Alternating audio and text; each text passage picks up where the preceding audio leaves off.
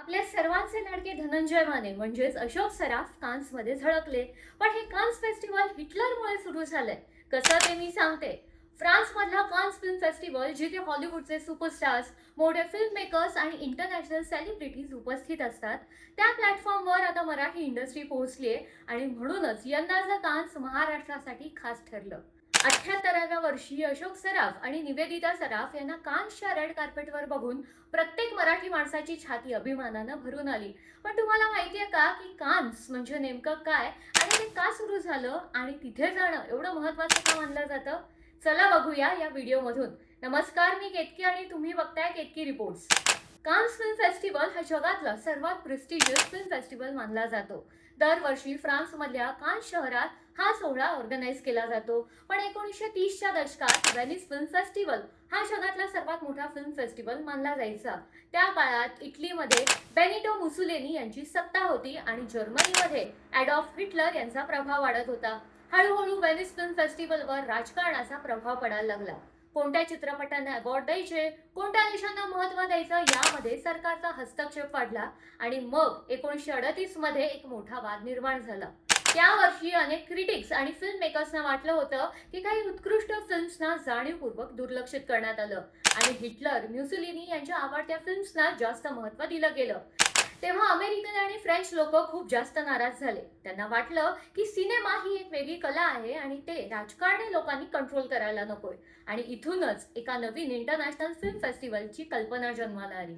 France सरकार आणि French cinema इंडस्ट्रीनं ठरवलं की असं फिल्म फेस्टिवल तयार करायचं जिथे पॉलिटिक्सचा हस्तक्षेप नसेल, जगभरातल्या सिनेमाला समान संधी मिळेल आणि तिथे आर्टिस्टिक फ्रीडमला जास्त महत्त्व दिलं जाईल. आणि मग या ग्रँड सेलिब्रेशनसाठी फ्रान्समधली सुंदर कोस्टल सिटी कान्स निवडली गेली. 1939 मध्ये पहिलं कान्स फिल्म फेस्टिवल सुरू होणार होतं. हॉलिवूड स्टार्स सुद्धा तिथे पोहोचले होते.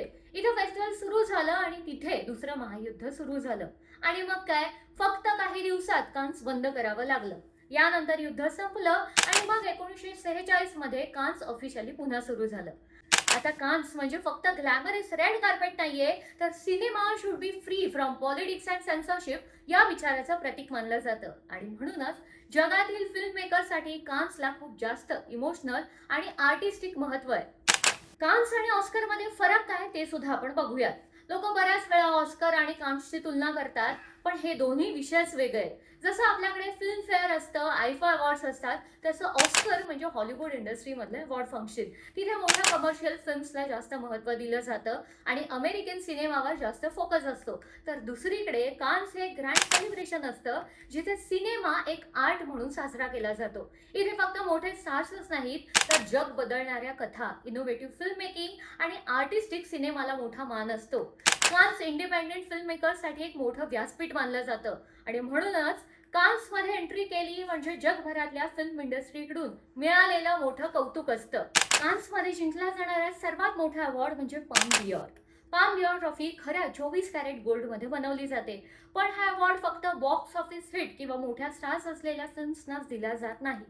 उलट कान्स अशा चित्रपटांना सन्मानित करतो जे सिनेमाकडे पाहण्याचा लोकांचा दृष्टिकोनच बदलू शकतात. Powerful story telling, unique direction, emotional impact आणि आर्टिस्टिक विजन यावर हा अवॉर्ड दिला जातो. म्हणूनच पॅरासाइट, पल्प फिक्शन आणि टॅक्सी ड्रायव्हर सारखे चित्रपट कान्समधून समोर आल्यानंतर जगात लेजेंडरी ठरले. अनेक फिल्म मेकर्ससाठी पाम डिओर जिंकणं ऑस्करपेक्षाही मोठा आर्टिस्टिक अचीवमेंट मानली जाते. आज सोशल मीडियामुळे कान्स फॅशन इव्हेंट वाटतो, पण खरं तर कान्स हा सिनेमा हिस्ट्री बनवणारा प्लॅटफॉर्म आहे. अनेक फिल्म मेकर्सचं करिअर सुद्धा कान्समुळे बदललं गेलं. कान्सचं रेड कार्पेट इतकं पॉप्युलर का आहे माहितीये का? कारण इथे फक्त फॅशन दाखवली जात नाही, तर इथे देशाची संस्कृती, सिनेमा आणि आयडेंटिटी जगासमोर सादर केली जाते. हे रेड कार्पेट फक्त फॅशनसाठी नसतं. लोकांना वाटतं की कान्स म्हणजे फक्त ग्लॅमरस लुक्स, पण कान्सच्या रेड कार्पेट मागे सिनेमाला ग्लोबल स्पॉटलाइट देण्याची आयडिया असते. जेव्हा एखादा ऍक्टर किंवा फिल्म मेकर रेड कार्पेटवर चालतो, तेव्हा तो त्याच्यासोबत त्याचा देश, त्याची संस्कृती आणि त्याची फिल्म इंडस्ट्री जगासमोर घेऊन जातो. म्हणूनच जेव्हा अशोक सराफ आणि निवेदिता सराफ कान्समध्ये दिसतात, तेव्हा तो फक्त सेलिब्रिटी मुवमेंट नसतो, तो मराठी सिनेमाच्या ग्लोबल रेकग्निशनचा मुवमेंट असतो. आजच्या काळात अनेक कलाकार करिअरच्या शेवटाकडे पाहतात. त्या वयात अशोक मामांनी मात्र एक गोष्ट सिद्ध केली: टॅलेंट आणि मेहनतीला वयाचं बंधन नसतं. 50 वर्षांपेक्षा जास्त काळ त्यांनी मराठी आणि हिंदी सिनेमामध्ये काम केलं. कॉमेडीपासून इमोशनल रोल्स पर्यंत त्यांनी प्रत्येक पिढीला एंटरटेन केलं आणि आता कान्समध्ये त्यांची उपस्थिती म्हणजे त्यांच्या संपूर्ण करिअरला मिळालेला जागतिक सन्मानच आहे. यावेळी निवेदिता सराफ यांचाही लूक खूप चर्चेत राहिला, कारण अनेक इंटरनॅशनल सेलिब्रिटीज वेस्टर्न गाऊनमध्ये दिसतात. पण तेव्हाच सराफ दाम्पत्य यांनी मात्र मराठमोळा अंदाज जगासमोर मांडला. ट्रेडिशनल भारतीय पोशाख, साधेपणा आणि एलिगन्स यामुळे सोशल मीडियावर त्यांच्या लुकची मोठी चर्चा झाली. तुम्हाला काय वाटतं? यामुळे मराठी फिल्म इंडस्ट्रीचा ग्लोबल रीच वाढेल का? मला कमेंट करून नक्की सांगा. आणि अशाच नवीन गोष्टी जाणून घ्यायच्या असतील तर केतकी रिपोर्टला फॉलो करायला विसरू नका.